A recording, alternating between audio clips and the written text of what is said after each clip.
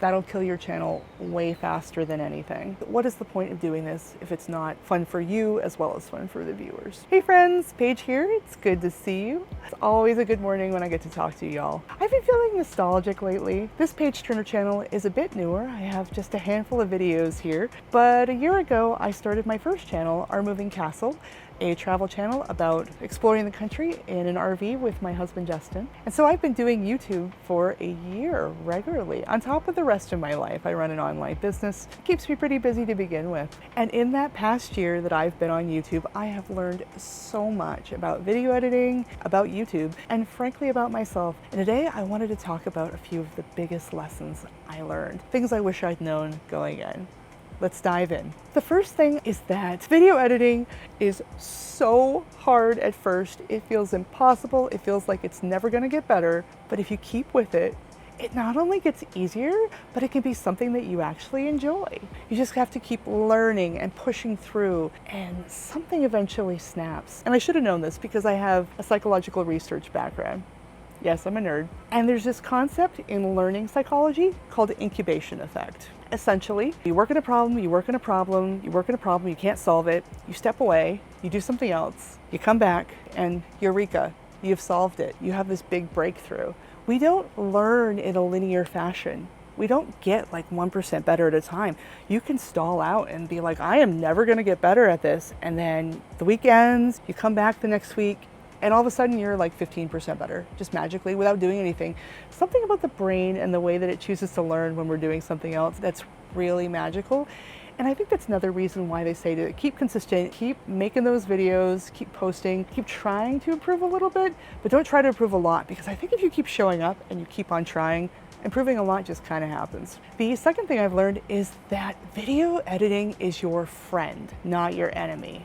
Now, you could have fooled me when I started out. I hated video editing. It was horrible. It was my least favorite thing in the world. I hated the sound of my own voice, the way I looked on camera.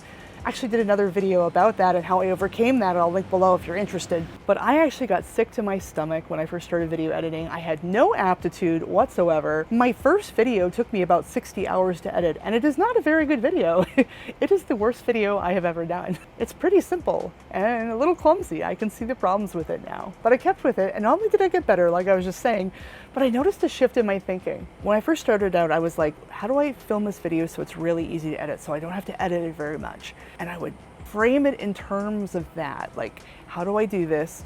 And I would try to control everything when I sat down to do the video for that outcome. And so if I had to do some big edit, it was really annoying, and I was like, if anything went wrong on set, basically, I was like, if we said something wrong. And then these days, my thinking has completely shifted. Now I'm like, oh, it's fine when I'm filming, because I'm like, oh, I'll just fix that in the edit. And it's such a relief. This was especially the case because on my first channel, I have a co-star. Like I said, with Our Moving Castle, I shoot with my husband, Justin. And he'll get really frustrated. Something's not right, or he's done something. I'll be like, don't worry about it. You know a good editor. I'll fix it. And there's always a way to fix it, either by eliminating it completely if you can, or accentuating it and making it part of the joke and making it funny and making it entertaining. Video editing is my friend now, and I never thought I would say that. We were mortal enemies once upon a time. The third thing that I've learned from my year as a YouTuber is that packaging is extremely important, but don't be deceptive. So this is true of all of YouTube, but you see it most in the title and thumbnail. You want good packaging. Title and thumbnail, that's what they are. They're the packaging for the video. They're what people see, their first impression of it. It doesn't have to be perfect. It doesn't have to be glossy. In fact, some people's styles are completely not glossy, but it has to be attention-getting, compelling, and evoke some kind of emotion, which I'll get a little bit more into in another point. You want to get their attention and make them feel something. But it's really important not to be deceptive, because then they get in your video and they click away and they're not watching it, and that's not helping you grow an audience either. So packaging is important, but don't be deceptive. Reminds me of what you do when you're dating, right? So you got a first date with somebody. You want to look presentable. You want to be a good version of yourself. So when you're going on your first date, wear clean clothes, look pretty nice, but don't be deceptive. So don't catfish. Don't put up somebody else's picture on online dating and then show up as yourself, or even yourself with all kinds of filters and junk on your face. Like, that's not gonna work. That's not going to turn into anything good. That's the same thing with having a compelling title and thumbnail but not doing clickbait. It's the same thing. It's like catfishing for YouTube. Clickbaiting is to YouTube what catfishing is to dating. Don't do it. And that leads well into the next lesson I learned, and that is that authenticity is key. Let's look at dating again. So you're showing up for that first date, you didn't catfish, you showered, you dressed nice, you showed up to the restaurant, you made an effort, but you need to be yourself.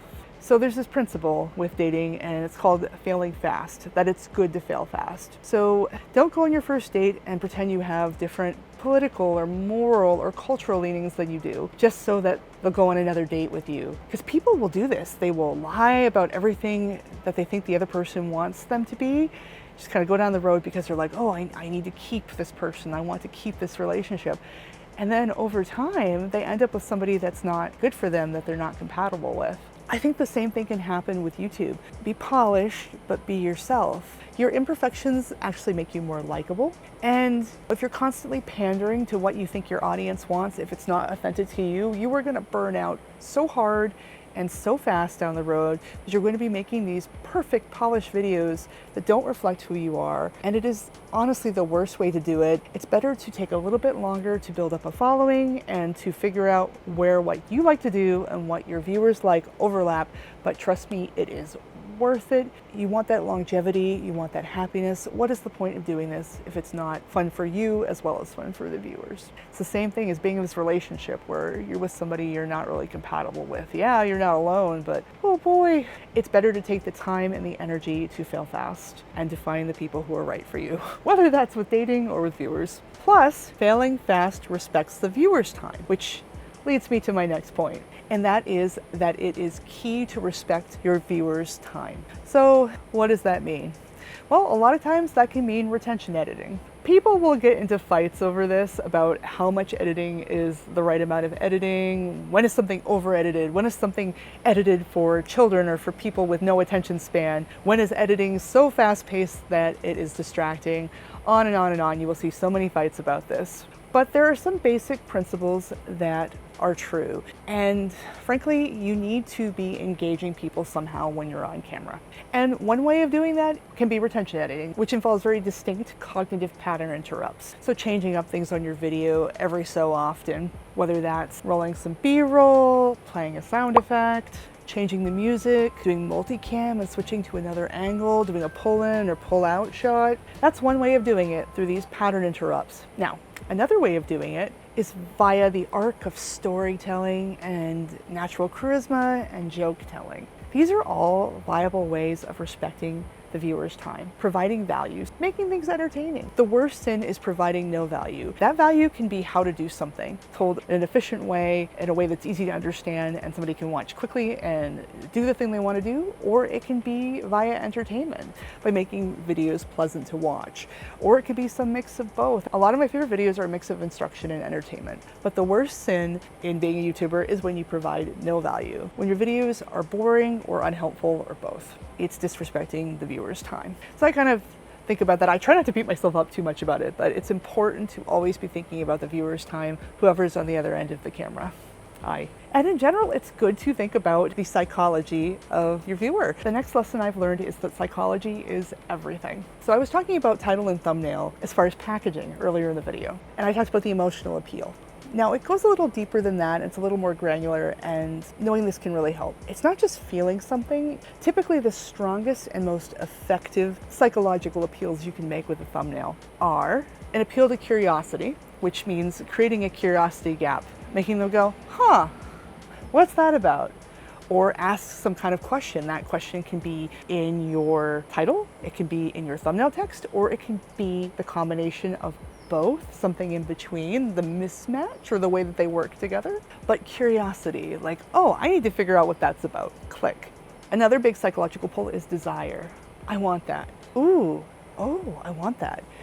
So, you're showing something that's luxe or interesting that they really want to see more about. And then the other psychological pull is fear. So, oh no, oh gosh, I gotta watch that, I gotta protect myself. You'll see that, there's some fear mongering, fear baiting. Some of the really negative titles and thumbnails really bait into this. Now, fear of missing out is also a fear, and it kind of ties back into desire. But yeah, the interplay between title and thumbnail matters, and the most effective ones are appealing to some mixture of curiosity, desire, and or fear. And the final huge lesson I've learned after a year of being a YouTuber is that you don't have to be perfect. Not at any one thing, and certainly not at everything. And all or nothing thinking, if it's not perfect, it's crap. If it's not perfect, I'll never make it. That'll kill your channel way faster than anything. You can be okay at a lot of things when it comes to YouTube and really good at one thing and do amazing. You can be so-so at a lot of things, like solid, and pick a really good niche and do amazing. There are so many paths to amazing, and none of them require 100% perfection on everything all the time. I'm sorry, they really don't.